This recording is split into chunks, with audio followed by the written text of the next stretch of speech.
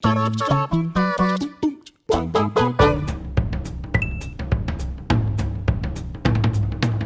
thing that always puts me off a game every single time is bad checkpointing. And I remember the old, this is a weird thing to focus on in terms of, when I was reminded of why bad checkpointing doesn't need to exist. But I remember when Splinter Cell Chaos Theory brought in the autosave or quick save feature that they brought in from the PC versions of Splinter Cell, or just, games on PC in general, that you could just hit a pause button and save and make your own manual checkpoint. And it was a game changer. And ever since then, I've never understood why any game kicks me back more than the immediate thing I was trying to do. Like, surely if the challenge of that given boss or gauntlet of platforms or whatever, surely if the challenge is getting through that thing, then just put me right at the beginning of that section. I always hate, and I'll give up on a game so quickly if it makes me lose 20 minutes or half an hour or whatever worth of time by kicking me so far back that I've just got to go through everything again. Like, the challenge is not how much will you put up with. Assumedly, it's what is that particular thing right in front of you. Like I said, whether it's a boss or a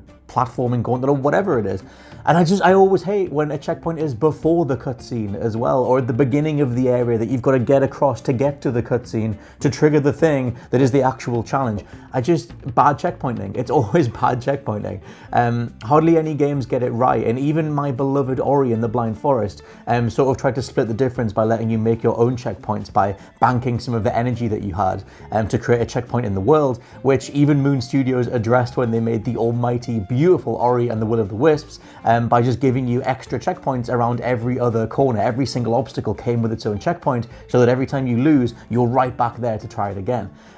It's totally the same in Super Meat Boy. Just apply that mentality to every single game and put me right back in to the place where I died. Don't make me redo any of it ever again. So the one thing that always puts me off a video game is the expectation the game has for you to put in a stupid amount of time. RPGs are games that the genre themselves dictate you're going to need to stick quite a bit of time into this game to get the actual experience out of it. That's fair enough. But other titles that maybe don't lend themselves to being RPG games, but still expect you to put in like 100, 150 hours to actually get the base experience out of it, that's something that doesn't click with me. And it's not that I'm a committophobe with games. I have games that I happily have put hundreds upon hundreds of hours into.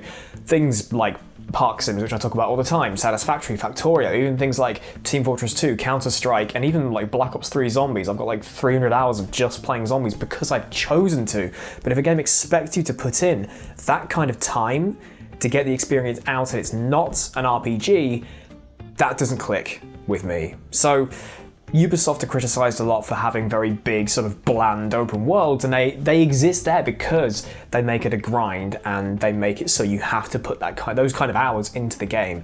And in some cases, game developers, publishers push microtransactions to ease the grind to make it feel like a normal length game. That's not really what I'm getting to here. But just the idea that you're meant to put in that kind of time, you're expected to put in, however many days of your life to get the experience out of this game, that sucks for me. If it's something that lends itself to being a game where you can put loads of time into it, or I choose to, perfectly fine. But the expectation to do it, no. Don't give me a game that's going to be 150 hours to complete when it shouldn't have to be.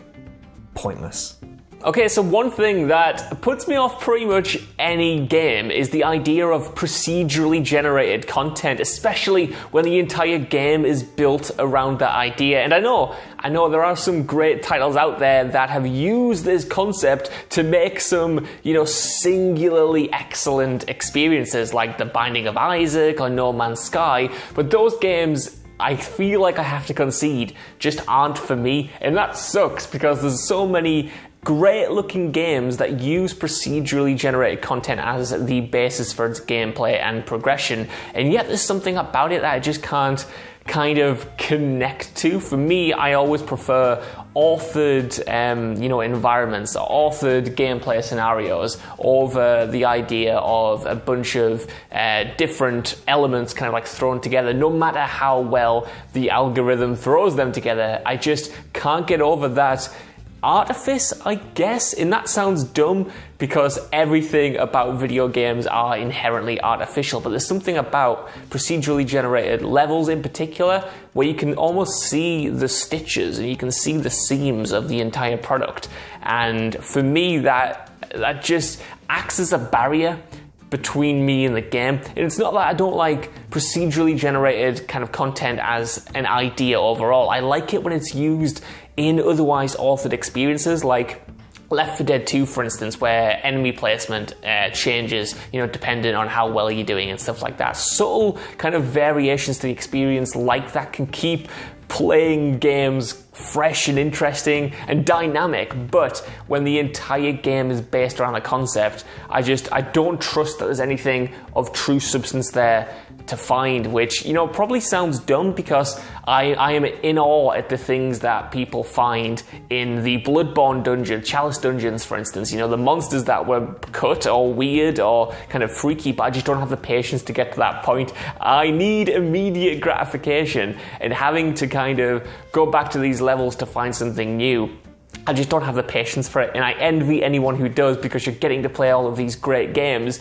that I just have written off, perhaps wrongfully so. And this isn't entirely a me thing, it's a personal taste thing, but it is something that when I see a game is procedurally generated, even though I won't completely write it off, I have the barriers up and I think, oof, is this going to do it well, or am I just going to feel like I'm wasting my time? And it sucks for me because so many people love these games and I just can't. So one thing that will always put me off a video game is just lack of navigation. I absolutely hate when it just doesn't explain to you what you're supposed to be doing or need to be, or where to be going, or it says like, oh, you need to go here, but it doesn't actually tell you how to get there. Like, it's just so frustrating when you really get into a video game and you're really enjoying something. Like, I remember first playing Skyrim and well, maybe even Oblivion, and I was so confused because it didn't really sort of explain to me properly how to use the navigation system. And don't get me wrong now, like, I absolutely love Oblivion and Skyrim. They are like two of my favorite games, like especially with like RPGs, but just every now and then I feel like, especially with RPGs and sort of open world games, is that they don't fully explain where it is that you need to be going, or I mean, maybe I'm just a hand holder. Maybe I like someone to hold my hand and say, come on, we're supposed to go this way. And it doesn't necessarily have to be on rails, but I just like having a little bit of indication as to what I'm supposed to be doing and where I'm supposed to be going, because otherwise I will get lost. I do not have the brain power to figure out or remember what you said. I'm easily distracted. So if I see something and you might have mentioned, oh, by the way, you need to go here, but then they don't repeat themselves, I hate that. I always love it when someone goes, oh, we need to go to this place, and then you might have missed what they've said and you're like, oh god, and then about a minute later after searching, like, that's what I loved about The Last of Us 2, is that if you got lost, if you were traveling with someone, like if you've been walking around for a minute and you hadn't done what you were meant to do, they were like,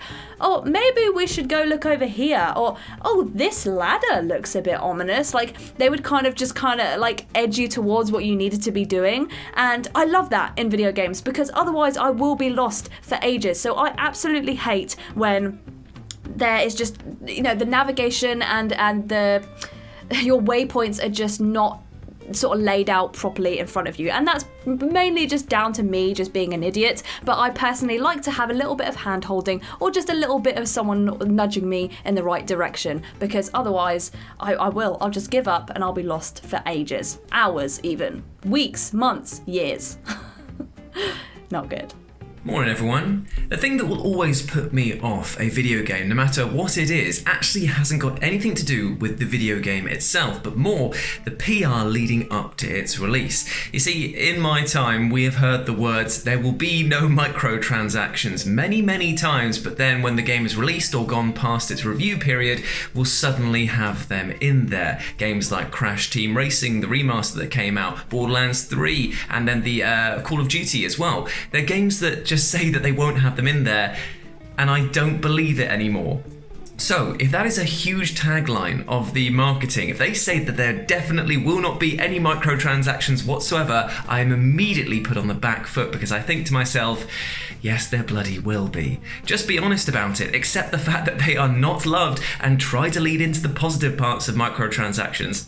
Delivering cosmetics, delivering things at a lower price point, being upfront and honest with your fan base. That's how you keep them invested, not by saying no and then saying, But for shame. Big boo energy.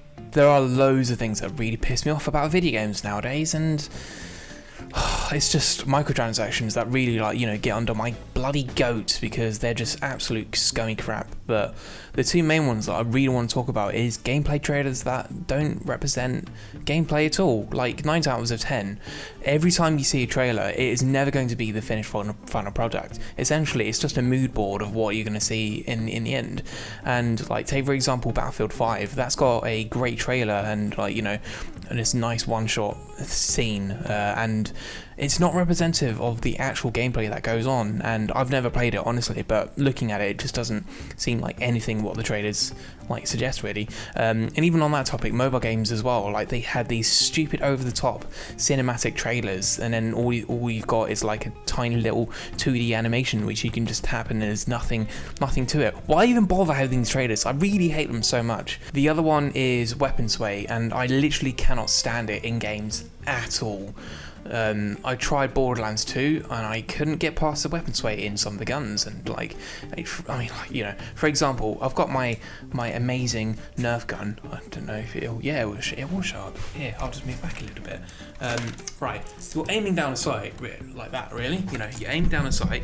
What's the one thing you're gonna do? Like, you're gonna hold it steady like that. You're gonna push it into your shoulder or wherever it is. I don't know. I've never fired a gun in my life, but you're not exactly going like that, are you? And that really pisses me off because there is no need for it at all. There is no need for someone to have Parkinson's every time they try and, you know, look down the barrel of a gun to shoot something. It doesn't make sense in Borderlands 2 at all. Why are they gonna, like, you know, why am I standing there going like that when I'm trying to aim at something? It really annoys me so much, and that's why I just couldn't get into Borderlands 2, because of weapon sway. And it doesn't need to be in any shooter game there is. Maybe, you know, a little tiny bit, but not massive amounts where you, like, literally, I don't know, trying to hold a fucking, what's it called?